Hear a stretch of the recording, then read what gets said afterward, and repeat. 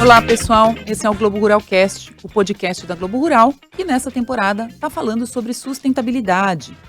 Hoje a gente vai falar um pouquinho de crédito para que os produtores possam financiar as práticas adequadas no campo. Hoje estamos recebendo o Tassiano Custódio, que é diretor de sustentabilidade do Rabobank, e a Fabiola Zerbini, que é diretora executiva da Conexus. Tudo bem, pessoal? Eu queria começar falando assim uma coisa simples, na verdade. O mercado financeiro, ele está exigindo que o produtor seja mais sustentável ou é ainda um diferencial? Vou começar aí, Tassiano. Legal, Fernanda, muito bom estar aqui com vocês hoje. Obrigado, Fabiola, também pelo convite, estar aqui participando do podcast. Eu acho que são ambos, né? Existe sim uma demanda de mercado por operações que atrelam indicadores de sustentabilidade nos aspectos ambientais, sociais, de governança. Então, existe um lado de mercado demandando esses critérios dentro das operações financeiras, e do lado do produtor rural uma grande oportunidade de adotar práticas que vão refletir numa sustentação, ou seja, numa visão mais longo prazo, de mais resiliência da sua produção primária, né? Eu entendo que quando a gente fala de produtor rural no Brasil hoje, de maneira geral, a sustentabilidade já está intrínseca, já está envolvida diretamente na forma como o produtor brasileiro atua no campo. Primeiramente porque respeita um código florestal e a gente fala de proteção de vegetação nativa. Então o estoque de carbono que hoje o produtor rural, né, os donos de terra no Brasil, detêm e auxiliam na proteção, é um fator que contribui diretamente para mitigar os piores efeitos das mudanças do clima. Então, acho que esse já é um reconhecimento fundamental da agricultura tropical brasileira. Ainda assim, existem vários desafios e a gente pode falar de mudança do uso do solo, talvez como o principal desafio no Brasil. De agricultura regenerativa, você está falando? Eu falo de maneira geral, Fernanda. E de agricultura regenerativa, eu entendo que o incentivo para a adoção de práticas mais regenerativas, que geralmente elas levam um prazo maior, e aí eu volto naquele conceito de sustentação, né, de sustentabilidade como sustentação a longo prazo, né, como uma cadeia produtiva que vai levar perenidade para aquela produção, adoção de práticas regenerativas como sistemas de plantio direto, sistemas integrados de produção, uso de bioinsumos, agricultura de precisão, tudo isso auxilia o produtor nessa resiliência climática e também financeira. A gente talvez não fala muito na resiliência financeira, mas o olhar para a resiliência também de como está a dívida, o perfil de dívida do produtor rural é fundamental para garantir que esse produtor mantenha sua atividade próspera, né, sua atividade rentável ao longo do tempo. Eu queria só trazer, né, adicionar um elemento importante. Eu sinto que cada vez mais a dimensão dos incentivos econômicos são instrumentos fundamentais da transição ecológica, transição climática, de qualquer prática produtiva, em especial da agropecuária que a gente está tratando aqui. Então, desde plano safra, se você tem lá, né, o seu plano de regularização ambiental já em curso, você tem uma taxa, uma diminuição de 0,5 na taxa de juros que você vai pagar daquele crédito que você recebeu. Imagino e entendo, né, conheço que também para o setor financeiro comercial, né, ou privado, funcione de forma parecida. A própria Conexus, claro, um outro público, um público de pequenos produtores, cooperativas, nós temos bonificações, prêmios, né? Então, quanto melhores práticas, menor a taxa de juros que a gente pratica. E é sempre mais barato ou não? Esses juros para quem tem práticas sustentáveis é sempre mais barato ou não é uma verdade para o mercado como um todo? Não é uma... Depende, se for uma política pública, como no caso dessa que eu citei do Plano Safra associado ao CAR e ao PRA, sim, porque aí vale para qualquer produtor que tome aquele crédito relacionado ao Plano Safra. Mas uma instituição privada, ou mesmo uma Conexus, enfim, são práticas que você adota dentro de uma certa política de sustentabilidade, dentro de uma política, inclusive de princípios, né? Acho que de valores que você quer. E aí entra em vários outros universos, inclusive de investimento de impacto, né? Que é um mundo novo, não novo, mas enfim, mais recentemente vem crescendo numa potência bastante expressiva, mas que, enfim, tem um propósito vinculado a questões sociais e ambientais associado à prática financeira em si. Entendi. O que o produtor tem hoje disponível aí para se financiar? não é mais barato, vocês estão dizendo, não necessariamente mais barato, né? Às vezes sim, depende da instituição, enfim, do que está sendo. O que ele tem hoje disponível para financiar, sei lá, uma produção com melhores práticas? Posso, Fabiola? Por favor. Vou explicar aqui um pouquinho de produtos, de maneira geral, por favor, me complemente. Eu acho que, voltando ao ponto sobre custo da operação, do custo de operação, do custo do dinheiro que é colocado no Brasil, hoje olhando para o último plano safra, né, 400 bilhões de reais vieram do governo e o agro necessitou de 1,3 trilhões de reais para acontecer na última safra. Né? Então a gente tem um montante hoje de 900 bi, quase 1 tri, que vem de capital privado, exatamente. E aí um dos critérios, e analisando isso, conversando com os clientes do Rabobank, nós avaliamos que os produtos de sustentabilidade nem sempre um olhar somente sobre o custo da taxa é o único. Claro. Por exemplo, prazo e carência é fundamental. Quando a gente fala de adoção de bioinsumos, por exemplo, onde o resultado começa a aparecer com 2, 3, 4 safras, quando a gente fala de prazo e carência, por vezes ele é mais importante, ainda mais com as condições atuais de taxa, né? Que não está competitiva de maneira alguma, claro, né? Claro. E é uma condição mercadológica, né? Então eu acho que tem outros critérios também que são levados em consideração pelo produtor ao optar por instrumentos financeiros verdes ou sustentáveis. De maneira geral, são os empréstimos verdes, aqueles que o recurso está vinculado, ele vai direcionado por um investimento verde. Por exemplo, eu vou investir em biodigestores, em irrigação, em agricultura de precisão com spot spray, ou seja, aquele sistema mecanizado de fazer o spray e reduzir o consumo, né, reduzir a pulverização de defensivos. Tudo isso pode ser classificado como empréstimo verde. Os empréstimos vinculados à sustentabilidade, onde o recurso ele pode ser utilizado para qualquer fim, ou seja, para fluxo de caixa, para investimento em silo, para investimento em outros temas dentro da fazenda, da propriedade rural, que não estão vinculados à sustentabilidade. Mas os indicadores ali colocados para atendimento, que podem ir desde redução das emissões de gás de efeito estufa dentro da propriedade, indicadores sociais como treinamento, capacitação, inclusão feminina dentro da operação primária, né, da operação agropecuária do produtor. Isso é bem legal, porque a gente teve uma operação exatamente com isso, né? Um dos nossos clientes observou que as mulheres que operam as máquinas de precisão são muito mais cuidadosas do que os homens. Então ele fez um programa exatamente para capacitar a mulherada que estava no campo, que geralmente são as famílias, né, que vêm para dentro das propriedades rurais, para serem as operadoras de máquina. Então esse é um segundinho. Legal. Empréstimo social, quando ele é vinculado à social. Prática social. Prática social, especificamente. A gente vê pouco no Brasil hoje, tá? No caso do Rabobank, a gente fez alguns financiamentos de escola. Então, uma construção de escola, comunidade. Ônibus, exatamente. Plano, posto de saúde. Então, ele é bem focado. E, por fim, blended finance, que aí são mecanismos financeiros misturados com capital privado e capital público para fazer exatamente essa redução do custo de capital que entra no Brasil, aumento do prazo e aumento do período de carência. Fechei, Fabiola. Maravilha. Não, acho incrível. Eu vou trazer talvez uma visão de um outro público, que é um público que aí sim, o que ele tem ele tem disponível para acessar, que é o agricultor familiar, que é a cooperativa, né? Associação, você trabalha com associação, extrativistas, né? Aí a gente pega majoritariamente aquele público que, enfim, de alguma forma marginalizado ou que não consegue, não está, exatamente, não acessa. E aí sim você tem que ter, né, linhas muito especiais, você tem que ter toda uma condição, enfim, de um arranjo, né, para que isso consiga chegar na ponta. Então vamos lá, do Pronaf, que é uma certa linha, falando ainda de crédito público, até porque esse universo, né, ele está mais ainda, né, vamos dizer, aderente a uma política pública ou acessar um crédito público do que, enfim, um crédito de um banco privado, a não ser nesse mundinho do investimento de impacto, que eu vou chegar lá daqui a pouco. Mas, enfim, Pronaf lá, né, 76 bilhões, eu acho que nesse exercício fiscal, ou quase um pouquinho mais, quase 80 bilhões, de 500 bilhões. Plano Safra, 500 bilhões, Pronaf, que é direcionado à agricultura familiar.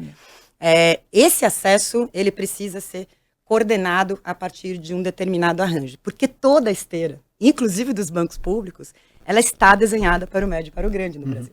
Então, esse talvez seja um ponto de inflexão que a gente, enfim, precisa olhar distintos públicos, distintos tratamentos, distintos arranjos, né?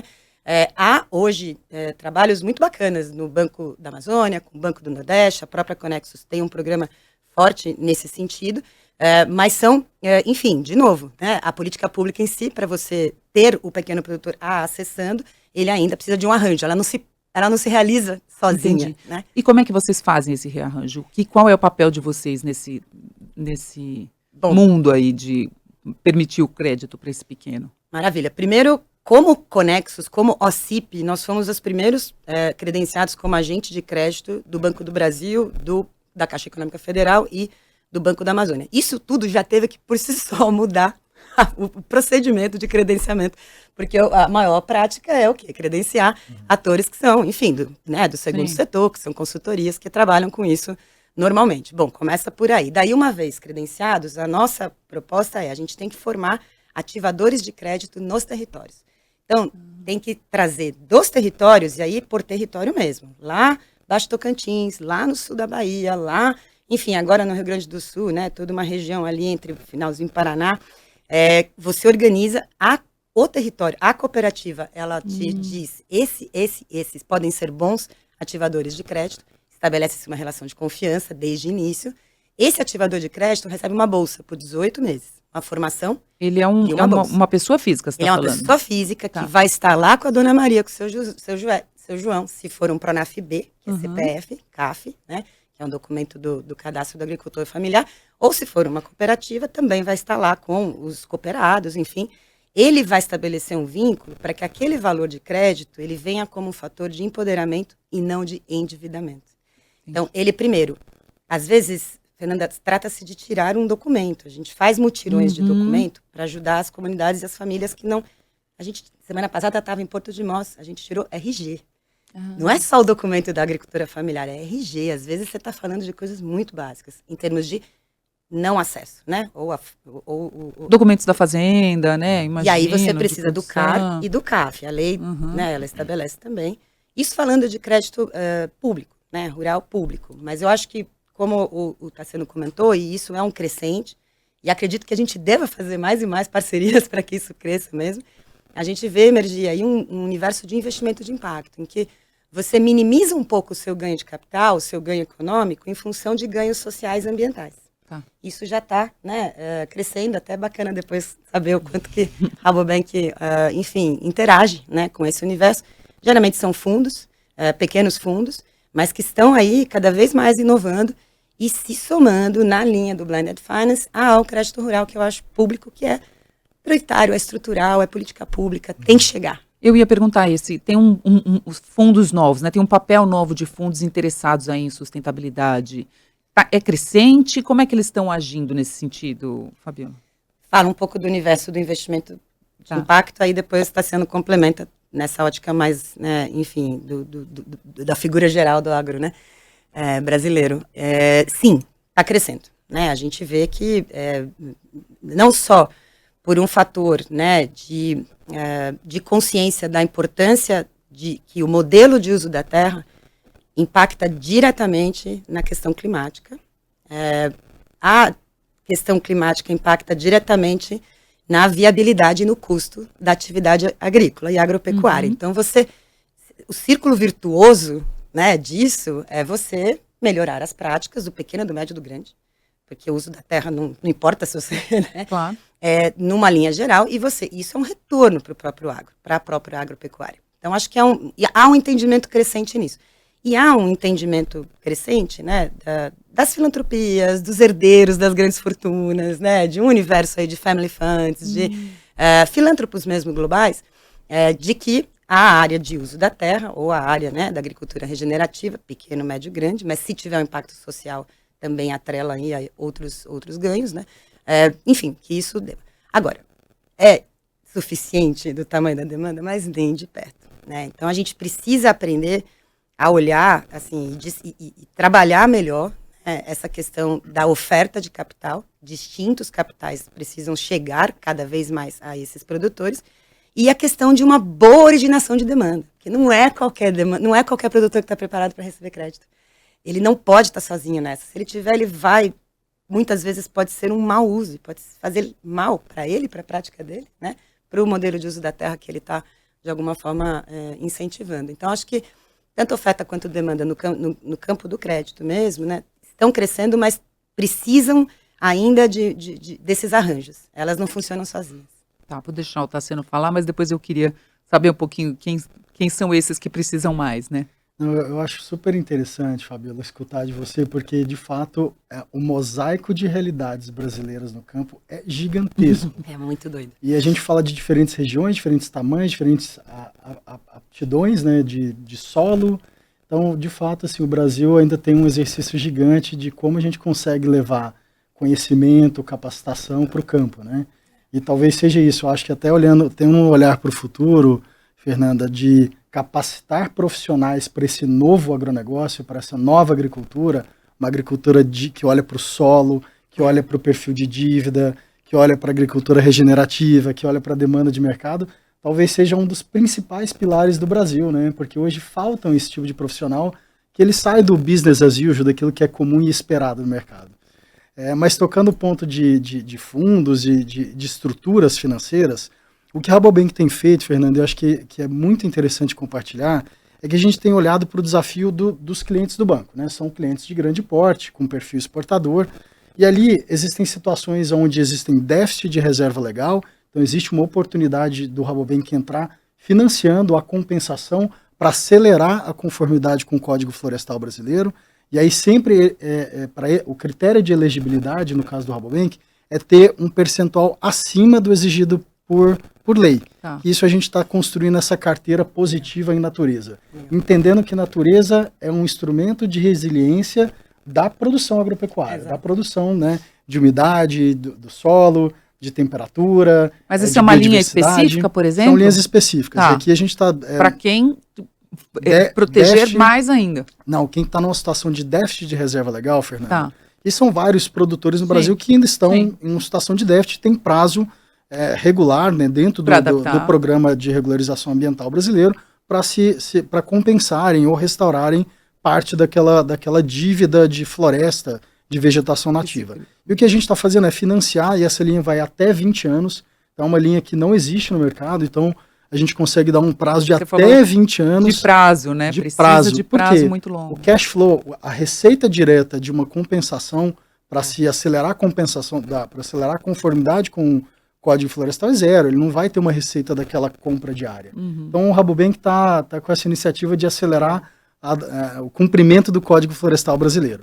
No caso de excedente de reserva legal, esse é um grande desafio, é valorar capital natural, valorar o excedente de reserva legal que o produtor rural tem e protege. Então também a gente está trabalhando com alguns produtos de carbono, nós temos um time de carbono dentro do banco, e o principal elemento dentro de excedente de reserva legal é o RCF, que é o Responsible Commodities Facility, está na sua segunda edição, safra agora desse ano, e esse é um fundo super interessante. Esse ano foram captados 60 milhões de dólares, são 280 fazendas participantes, aí tem BID, MFF, que é Mobilizing Finance for Forest, o próprio Agri3, que é um fundo que o Rabobank criou, e aí o mais interessante desse RCF, dessa nova Responsible Commodities Facilities, a gente tem que traduzir isso, né?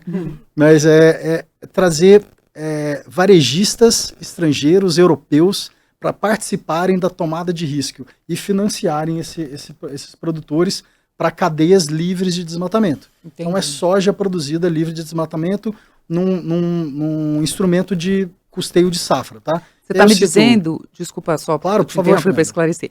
Você está me dizendo que aqueles que têm uma exigência de mercado consumidor, né, muito de sustentabilidade, preservação, né, soja de área não desmatada, por exemplo, mas você está convidando eles para financiarem isso. Exatamente. É isso. E aí tem Tesco, Sainsbury, Waitrose, que são 3 varejistas gigantes globais, entrando no risco, na tomada de risco desse RCF, desse fundo, que vai financiar aí 280 fazendas com 60 milhões de dólares para cadeias livres de desmatamento de soja na safra 25-26. Então, espetacular. Nós estamos falando de 240 mil toneladas de soja, 90 mil hectares de vegetação nativa protegida, ou seja, é muito impacto.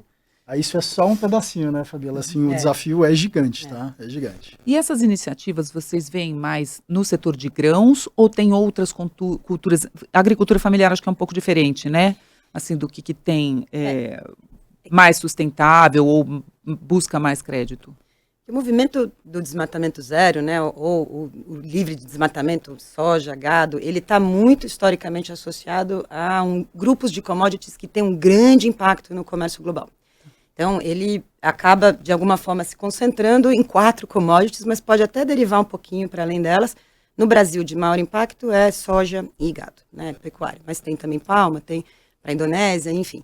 Então, isso mas de alguma forma a gente brinca que é o começo da sustentabilidade, né? Para além do desmatamento zero, é não converter para produzir. E no Brasil, existe terra disponível para a agricultura crescer. Ninguém está falando com isso que a agricultura não deva crescer, ou a pecuária não deva, mas existem hoje muitos modelos já, modelagens, enfim, né? E todo um tema de conversão de passagem degradada que a gente pode entrar daqui a pouco, mas isso só para dizer, ninguém está falando aqui, ou afirmando que não tenha que crescer, mas é não desmatar. Esse é o passo 1. Para depois, além disso, você tem tantas práticas de agricultura regenerativa que vão te trazer mais e mais e mais ganhos em termos de impactos, tanto ambientais, quanto, eventualmente, se você trouxer a dimensão social, na ótica também, relações de trabalho, relações com as comunidades vizinhas, relações com a sua cadeia, né, de fornecedores, muitas vezes são os indiretos na cadeia da pecuária, ou os fomentados na cadeia de papel e celulose, ou, enfim, que são pequenos produtores que se relacionam com grandes empresas para poder somar aquela produção. Então, eu acho que a cadeia livre de desmatamento ela é um exemplo, enfim, muito importante, porque ela é o que movimentou, basicamente, a discussão global em torno de práticas sustentáveis no agronegócio, na agricultura. E aí, se você parte para o pequeno, aí o mundo, né, você tem o tema da agroecologia. Então, aí vai para uma outra, e que enfim, bem mais antigo, até, né, já vem com uma certa tradicionalidade, né, em termos de como fazer a diversidade é muito maior. Aí você está falando de um modo de produção, não de um produto, não de uma commodity em específico, mas porque também, do ponto de vista de comércio global, o impacto é menor, né? É muito menor, no que toca a essas relações entre grandes compradores internacionais, grandes financiadores internacionais. Países começaram, inclusive, a intervir nesse tipo de, enfim, regulação, mas diferentemente. Agora, do ponto de vista de uso da terra, na ótica do Brasil, a agricultura familiar ela é muito expressiva. Então, por mais que ainda sejam, né, menos numerinhos, enfim, um número muito maior de produtores com quantidade menor de terra, o impacto do ponto de vista final, climático, hídrico, ambiental e social, é enorme. De assentamentos, agricultores familiares e todas as suas unidades. Então, é muito importante olhar para esses dois lados. Livre de desmatamento para as grandes commodities que exportam, mas também a agroecologia e práticas de agricultura regenerativa para ambos, mas para os pequenos em especial esse olhar mais diverso. Né? O agro tem essa imagem, né, de desmatador, enfim, que a gente aqui no Brasil, e quem trabalha com isso, escuta muito falar que não é, que a coisa é um pouco diferente. Qual que vocês acham que é o papel do setor financeiro aí para mudar? Eu entendo que tenha muita imagem, culpa do próprio agro, né? Culpa dos próprios agentes que não sabem explicar exatamente como é que funcionam as coisas no Brasil, ou o Código Florestal, tem parte do governo, mas como o mercado financeiro pode ajudar o mundo a enxergar que o nosso agro é mais sustentável? Fernanda, eu acho que existem gargalos que são estruturais no Brasil. A Fabíola tocou em alguns deles, né? Eu diria que termos um Código Florestal aprovado em 2012, validado pelo Supremo em 2018, e que hoje, em 2025, tem menos de 4% de cadastro ambiental rural validado, é inexplicável. Então, a gente vai explicar isso para um público estrangeiro, é muito diferente, é muito difícil, é impossível explicar isso. Então, acho que tem um desafio sistêmico brasileiro, implementação do Código Florestal, diria que é o prioritário. Eu acho que dentro da porteira existe o desafio de gestão de dados, gestão de informação, base científica. Quando a gente vai falar de mudança do clima, ter histórico de mensuração do que eu fiz de mudança na minha prática, do que isso está refletindo em termos de ganho de produtividade, de aumento de eficiência, de redução da dependência de fertilizantes químicos, nitrogenados, defensivos químicos. Tudo isso tem que ser mensurado para que a gente possa ser vocal também em como o Brasil e a agricultura tropical brasileira pode contribuir para mitigar as mudanças climáticas. Mas eu diria que, assim, de maneira muito ampla, eu acho que o primeiro é reconhecer que existe uma parte da agricultura brasileira tropical que ela é extremamente eficiente e existe uma parte da agricultura que ainda está numa fase de expansão territorial para expansão de produção. Então, Então, acho que dissociar a necessidade de expandir território para expandir produção é o ponto da Fabíola. Nós temos o Programa Nacional de Recuperação de Pastagens Degradadas. São 40 milhões de hectares com aptidão para algum tipo de cultura, seja pastagem intensiva, seja produção de grãos. Então, esse olhar do produtor brasileiro de expandir aonde eu tenho uma área já antropizada é fundamental. Eu acho que também, quando a gente fala de agro, trazer essa relação ambivalente que existe de ser emissor, porque a cadeia primária emite, ela tem trator, ela tem uso de calcário, fertilizante nitrogenado, isso emite gás de efeito estufa, né? Ao mesmo tempo estoca e sequestra, dependendo das práticas. Então, essas mudanças sistêmicas para podermos ser estruturantes e vocais em falar, eu tenho informação, base científica do que está sendo emitido, do que está sendo sequestrado, do que eu tenho de estoque. E aí falta uma metodologia tropical, né, metodologia de balanço de carbono tropical para a agricultura brasileira. Hoje, quando a gente olha as metas, a grande maioria das metas do setor privado estão concentradas numa iniciativa chamada SBTI, Science Based Targets Initiative. Essa própria instituição ela não reconhece o balanço de emissões da agricultura tropical sul-americana, vamos falar assim, não é nem só brasileira, né? Então, acho que tem um papel fundamental, né? A falta de metodologia nacional, né? Uma calculadora padrão de carbono, pode gerar esses resultados equivocados. A gente utiliza muito de métricas que são de agricultura do clima temperado, que não são aplicáveis aqui. E eu acho que, por fim, toca o que você trouxe da comunicação, né? Então, o desafio de comunicação relacionado a contabilizar as emissões do agro, o que é desmatamento legal, o que é desmatamento ilegal, né? Porque é um direito soberano, está no nosso Código Florestal. Acho que a gente tem que, se for discutir isso, teria que nos voltar para discutir a própria lei. Juridicamente falando, sim. Sim. E eu acho que essa compreensão de como é o mosaico de agricultura tropical brasileira para a aceitação das metodologias que são aplicáveis à nossa realidade. Desafio grande. Mas eu vou, talvez, né, complementando, mas qual é o papel do setor financeiro, né? Para mim, hoje, se não central, talvez o mais importante, assim, a transição ecológica, climática, pressupõe investimentos e um shift investments, né? Você precisa mudar. A gente ainda tem um grande volume de recursos, enfim, de alguma forma investindo em práticas que degradam, que desmatam, ao invés de o volume de investimento, né? Então você precisa ir fazendo, e isso é transição, pessoal, não é uma coisa, não é culpa de um setor, é importante dizer isso. É um movimento, né, socioeconômico, cultural, que demanda tempo, mas demanda investimento. Então eu falo, no final, quem paga a conta é o que importa. Qualquer mesa que você sente de negociação sobre práticas sustentáveis, a pergunta que precisa ser colocada é real, quem paga a conta? É produtor? É o Estado brasileiro? É o produtor Estado mais o setor financeiro? E tem uma dimensão, além do volume de capital, que é necessário que a gente comece cada vez mais a falar sobre isso numa ótica global e nacional, nas esferas, mas global também, né? Você tem a questão dos custos, do risco. O setor financeiro ainda, isso inclui o governo, tá? Mas o setor financeiro ainda tem uma lógica de risco. Ele trata o pequeno produtor, ele trata o produtor de agricultura regenerativa da mesma forma que ele trata o grande produtor, ou a mineradora, ou a petroleira, ou qualquer um que seja, porque a tua política interna de risco, ela é a mesma, né? E a gente fala, isso claro que é uma fala muito mais sobre a ótica de quem, né, tá, enfim, nesse papel político também de trazer, né, determinadas provocações, mas o que é o maior risco que a gente está enfrentando? É o risco de capital ou o risco climático? Né, o que é o maior risco? É o risco imediato do meu retorno, que não vai ser taxa Selic mais 4, mais 5, taxa Selic mais 2, né? Ou o risco da gente ter todos esses refugiados climáticos e um caos, né, global, de como se acomoda isso no futuro. Então, acho que essa percepção de risco do setor financeiro é um ponto muito importante da gente trazer. E aí, um segundo ponto, trazendo sob a ótica do governo, né? Eu estava recentemente, agora há pouco, estava com a diretora de florestas do Ministério do Meio Ambiente, fala um pouquinho sobre esse ângulo. A política de conversão de pastagem degradada, ela é uma política que é um bom exemplo do que um papel do governo, o que o governo precisa fazer para estimular que nós tenhamos, né, um fluxo de capital para o privado e estimulá-lo por exemplo, ao invés de converter, mesmo que seja legal, né, ele poder ter converter, digo, uma floresta primária em produção, ele converter através do quê? De recuperação de uma passagem degradada.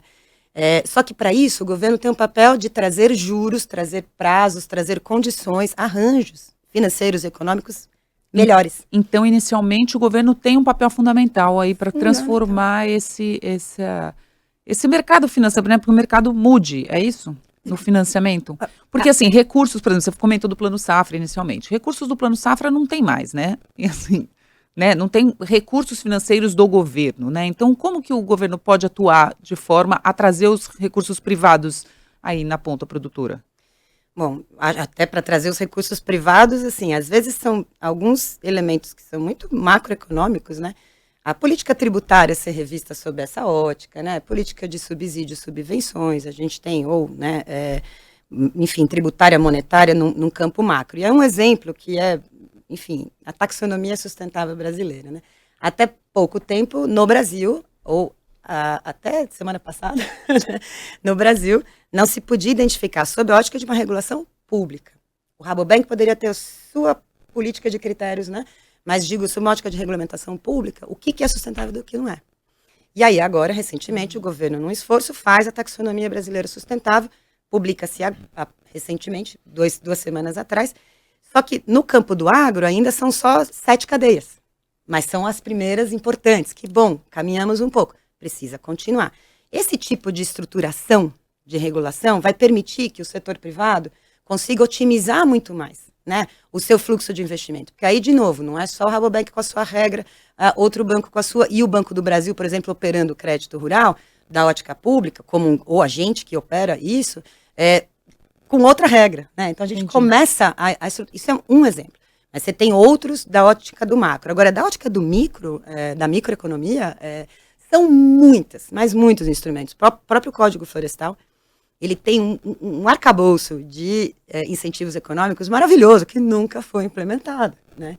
Você tem formas e meios ali de estimular, sob a ótica econômica financeira, que se bem implementadas, e o governo tem um papel central nisso, elas estariam certamente mobilizando o capital privado, o próprio capital privado do produtor e aquele que ele acessa de crédito privado, como está sendo trouxe aqui, numa proporção até muito maior do que a do público. Então, esse jogo tem que ser junto. É público-privado, a gente não dá mais para caminhar. Agora, o governo tem o seu papel de regulamentação e de fomento que precisa ser fortalecido como um todo. E aí não falo de executivo, é governo, legislativo, executivo e judiciário. E nas esferas. E Estado. Exatamente. Estado. Estadual, né, Fabiola, que Sem é dúvida. fundamental, que são os responsáveis pela implementação do código, né, que é um desafio. Só para fechar aqui, Fernanda, no racional, você tocou num ponto tão importante sobre o custo de capital, como trazer e deixar mais atrativo para o Brasil, e a própria imagem, né, que você colocou, Fernanda, sobre mudança de uso do solo, isso atrapalha fundamentalmente como a gente pode atrair um capital mais competitivo para o Brasil, né? Um ambiente jurídico que não é tão seguro, um ambiente ambiental que não é tão seguro, tudo isso coloca muito mais risco para o investidor internacional aportar capital no Brasil, aportar recurso. Isso dificulta ainda mais, né? E falando de pequenos, que aí minha propriedade para citar é muito baixa, né? O Rabobank opera muito com cooperativas, e é por meio das cooperativas que a gente acessa pequenos e médios produtores, mas o desafio aí é ainda maior, né? Porque ainda existe a demanda para os produtos, que são inúmeros produzidos pela agricultura familiar e agricultura de pequenos produtores, que a gente fala de uma geração, um fomento de uma demanda, de uma cadeia nacional e internacional para se gerar mais oportunidades de cadeias de frutas, cadeias de sementes, cadeias de extratos naturais e óleos naturais. E aí a gente tem um universo gigantesco. A bioeconomia. Então a gente está falando aí de uns entraves, né? A gente falou aí de entrave governamental, jurídico, né? Enfim, regulatório. E do ponto de vista do produtor, quais são os principais entraves? Imagino, você falou, falta RG, né? Quer dizer assim, você tem alguns lugares que se falta RG, eu imagino que falte tudo, né? Mas quais são os principais? Depois a gente vê aí de quem é mais estruturado, o que falta principalmente. Eu acho que a gente vai começar do básico, né? Mas a questão fundiária é um grande entrave no Brasil até hoje, né? Então, pensando no pequeno, no grande e médio, imagino que também, mas no pequeno, ainda a demarcação, né, dos territórios coletivos é algo fundamental. Então, passo 1, né? Seja, no caso aqui, a agricultura familiar, os assentamentos, a reforma agrária, mas também você pode extrapolar aí para outras práticas agroextrativistas nas unidades de conservação de uso sustentável, mesmo nos territórios indígenas, cabidas as devidas, né, regras aí de cada um desses. Então, esse fundiário, né, tá no Voltamos ao âmago. governo. Né? voltamos, Não tem, né? Assim, acho que a questão fundiária no Brasil ainda é. Mas, enfim, tem a terra, ok. Não adianta ter a terra, tem que ter condições de uso da terra, né? E aí, às vezes, dependendo enfim, do grupo social, do quão marginalizado de acesso a direitos esse grupo o arranjo, né, seja na assistência técnica, básico, né, seja na provisão mesmo de insumos, né, sementes, equipamentos, materiais, etc. Seja no destravamento do crédito, que em tese foi desenhado para ele, mas não necessariamente chega, né, aí entra esse tipo de arranjo, conexos, mas também pode ser, enfim, mais amplo, né, você está na segunda. Então, não é só a terra, é o acesso à terra. E o terceiro ponto é a questão da compra, que eu acho que foi muito legal, tá sendo você trazer. Porque ter um comprador estável é um garantidor de que você vai usar bem aquele crédito, né? Se for um crédito de capital de giro, a gente trabalha com Nexus muito com crédito de capital de giro. E a gente faz muito arranjo, fechando com o comprador. Então, tem uma grande indústria, que é o comprador, compra garantida de médio e longo prazo. E eu tenho um grupo de negócios que a gente chama negócios comunitários, cooperativas, associações, que a gente dá o crédito porque tem a garantia da compra. Então, no Brasil, do ponto de vista do pequeno, aí a gente pode olhar mais amplo. Tem uma política ainda pública que ainda é revolucionária. Ela vem, que é a PNAE, que é a Política Nacional de Alimentação Escolar, que define que até 30%, ou no mínimo 30% da alimentação das escolas devem vir de agricultura familiar. Isso já tem muitos anos, muitos arranjos, muito sucesso, muita corrupção, mas enfim, a priori, enquanto política de estímulo, a partir do que o Estado já faria, ele já compra aquele produto, ele não está dando né? Não é necessariamente então, se a gente vai fechando todas essas cadeias, terra, acesso à terra, bom uso da terra, condições de uso da terra, assistência técnica e tudo mais, e a cadeia, né, da compra como um garantidor de todo esse mecanismo de crédito, a gente, Fernanda, é importante dizer isso, a gente já sabe disso há muito tempo. Né? Esses entraves não são novidade para ninguém, assim, que está no meio, que está atuando, que está na agenda. O que a gente precisa são, de fato, eu acho que ainda desse movimento de que a transição ecológica e climática, ela tem um custo e ela tem uma perspectiva de investimento.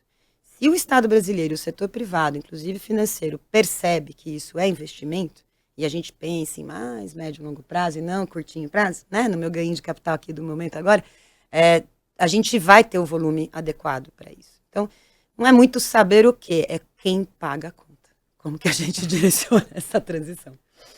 E do Excelente. ponto de vista aí dos mais estruturados, quais são os principais? Fernanda, eu acho que o mindset, né, o modelo mental de suportar o crescimento da agricultura brasileira, desassociando expansão de produção com expansão de território e olhando para esse crescimento de maneira financeiramente sustentada, ou seja, qual é o perfil da dívida, o que eu estou fazendo com a minha dívida, onde eu estou captando, o que é de curto, de médio, de longo prazo, para onde vai meu investimento.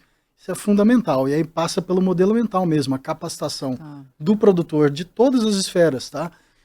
Inicialmente, quando técnica. se adota práticas mais sustentáveis, tem inicialmente um aumento de custo de produção, né? Isso pode acontecer, sim. Por exemplo, no caso de insumos biológicos, sim. Isso. Tá? E eu falo assim, qual é a dívida, né? Qual é o instrumento financeiro adequado para um produtor que parte para uma transição de uma ocupação mais eficiente do seu território. Primeiro ele precisa mudar a cabeça, né? Primeiro ele precisa mudar a cabeça. Isso parte da capacitação técnica, né? O entendimento de que a agricultura moderna é uma agricultura de eficiência de ocupação do território, onde eu olho para o solo como meu principal provedor, o principal patrocinador da minha sustentação, da longevidade da minha produção. Então, olhar para o solo, olhar para a capacitação das pessoas que estão em volta da operação primária, dentro da porteira, dentro da fazenda, olhar para o perfil financeiro do produtor, quais são os instrumentos adequados para a minha situação, que são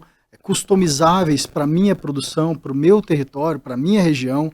Isso é fundamental. E eu sou super otimista, tá, Fernanda? Eu acho que nós estamos no caminho certo. Não vai ser rápido essa transição, mas eu entendo que o Brasil, sim, é uma potência em termos de produção e preservação. Nós somos uma potência de um olhar para a sucessão familiar.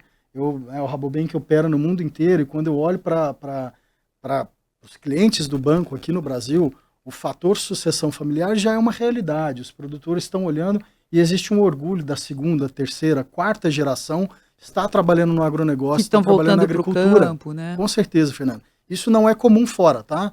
Em outros países essa não é uma realidade comum. Então, eu acho que o Brasil tem um potencial gigante. O Brasil tem um papel mundial fundamental nessa história de transição. Não é fundamental. Não é propaganda.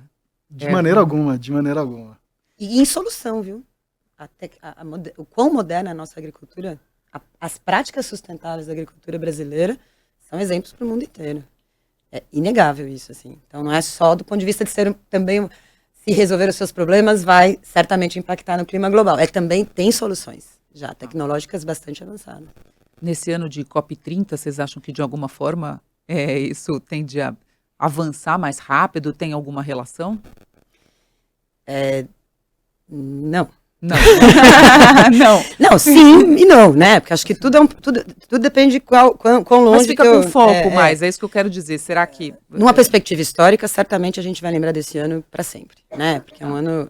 mas numa perspectiva jornalística, ou seja, do que está acontecendo no dia a dia, a gente ainda vê uma tensão, né, muito forte entre bancadas dentro do Congresso, entre Congresso e Executivo, um Executivo ainda enfraquecido em relação à sua agenda ambiental, ao passo que existe, né, toda uma ordem, por isso que eu digo, depende do prisma que você olha, né, historicamente falando, a gente nunca fez tanto e nunca avançou tanto e tão rapidamente, mas ainda do ponto de vista da necessidade, né, insuficiente.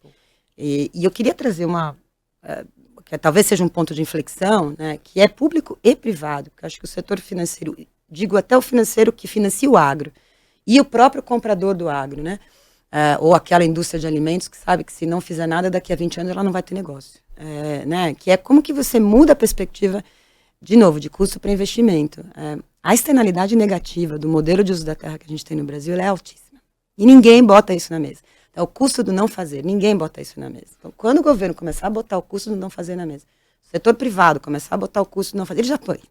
Mas tem um certo cálculo ali já, mais ou menos, mas setorialmente falando, é um pouquinho, enfim, ainda não necessariamente algo já pactuado. E o setor financeiro, eu acho que enquanto sociedade, a gente vai, enfim, ter mais rapidez, mais agilidade, um fluxo mais otimizado de capital, a gente vai ter um pouquinho mais de inteligência e acredito, a gente vai dar mas ainda, jornalisticamente falando, a gente ainda está patinando. Acho que do meu lado, assim, COP30 esse ano se mostra como um ambiente gigante de oportunidade de mostrar o que as instituições financeiras têm feito. Eu vou falar especificamente do Rabobank. Então, são diversas linhas super diferenciadas, como a que eu citei de 20 anos para compensação de déficit de reserva legal, o próprio Agri 3 como um fundo que o Rabobank fundou com a ONU em 2017, a RCF, que eu também citei aqui, são produtos muito customizados que o banco está colocando em prática para um volume de produtores, obviamente, pequeno, que é o que representa hoje a carteira de investimento do banco aqui no Brasil. Sob o olhar mais amplo, eu entendo que é uma oportunidade grande também para que o governo, e junto com a iniciativa privada, promova mutirões, né? Estamos falando tanto em mutirões, né? Movimento mutirão da COP, mas promova talvez o principal mutirão na minha perspectiva, que é a implementação do Código Florestal, é um mutirão de validação do CAR em massa, que a gente consiga ter um ambiente mais seguro, fundiário, ambiental, usar dessa janela, dessa visibilidade para promover isso, que está na mão dos estados. É complexo, Fabíola, concordo com você. Mas tem que acontecer. Mas nós precisamos endereçar. Mas se não acontecer, nunca vai avançar, né? Precisamos. E aí, nesse sentido, eu queria finalizar com vocês, perguntando como é que vocês enxergam daqui a 10 ou 20 anos esse mercado aí mais sustentável. Vou começar. Bom, Conexus, de novo, trabalha muito numa ótica do que a gente chama sociobioeconomia, né? Que é um determinado, uma porção da economia, né? Ela não vai ser o modelo, o único modelo. Mas a grande hipótese é de que se você traz povos, comunidades tradicionais, povos indígenas, populações quilombolas, agricultores familiares, para uma governança econômica dos seus territórios, e essa governança econômica necessariamente vai ser sustentável, porque você fala de um território que já tem uma série de regras e a própria ancestralidade dessas populações que já trazem isso meio que quase naturalmente, você consegue ter hoje mais de 60% do território brasileiro que é intacto, por exemplo, protegido. E gerando economia. E gerando distribuição de riqueza. E diminuindo desigualdade social. Então, a nossa hipótese, enquanto, claro, conexos e parceiros, né? Todo um universo aí de movimentos sociais, organizações, as cooperativas e esses representantes desses movimentos dos povos e comunidades tradicionais, junto com o governo, o setor privado, junto com o setor financeiro, é de que a gente tem os nossos territórios coletivos e unidades de agricultura familiar gerando dinheiro, gerando riqueza, mas com práticas sustentáveis que conservam, que recuperam a vegetação nativa e que entregam uma resiliência climática para o Brasil e para o mundo. Maravilhoso. Faço das suas palavras as minhas, Fabíola, e adiciono Só que... isso. Eu adiciono, olhando para a instituição financeira privada, eu vejo uma aceleração de mais disponibilidade de instrumentos financeiros customizados para a realidade brasileira. Eu vejo mais competitividade desse capital que entra no Brasil. Eu também sou super otimista com a agenda de uma ocupação de território mais eficiente, mais sustentável. Então eu acho que a padronização, você trouxe a taxonomia brasileira, não é perfeita, mas é o primeiro grande passo, é fundamental padronização, né? Então, fundamental, o Brasil está trabalhando com um padrão brasileiro que reflete a agricultura tropical brasileira. Então eu sou super otimista, Fernando, com esse futuro de instrumentos desenhados para a realidade do Brasil, uma padronização das calculadoras de emissão de carbono com um olhar muito mais científico, muito mais baseado na ciência, de qual é a pegada de carbono da produção agropecuária brasileira, que isso vai sim ter o seu espaço no mercado internacional e vai haver demanda. Para fechar, eu acho que o mercado brasileiro de carbono, com certeza é uma grande oportunidade, né? O sistema brasileiro de emissões, ele virá, né, ainda mais o mecanismo de interoperabilidade do crédito de carbono gerado no mercado voluntário pelo produtor primário, entrar e ser absorvido e ser comprado pelo mercado regulado brasileiro. Isso vai valorar, com certeza, o preço do crédito de carbono, que hoje é um desafio gigante quando a gente fala de preço de carbono de preservação muito mais baixo do que de restauração ou de carbono e solo, e não é correto, né? Não é algo, não faz sentido, já, né? Exatamente. Então, eu entendo que o sistema brasileiro de emissões, o mercado regulado brasileiro também virá com força total para auxiliar nesse movimento de instrumentos sustentáveis dentro do mercado financeiro. Tá ótimo. Muito obrigada pela participação de vocês, gente. Eu que agradeço. Eu nem agradeci no início. Muito obrigada pelo convite. Nos próximos episódios, a gente vai conversar com os produtores rurais que ganharam o Prêmio Fazenda Sustentável deste ano. Aguarde!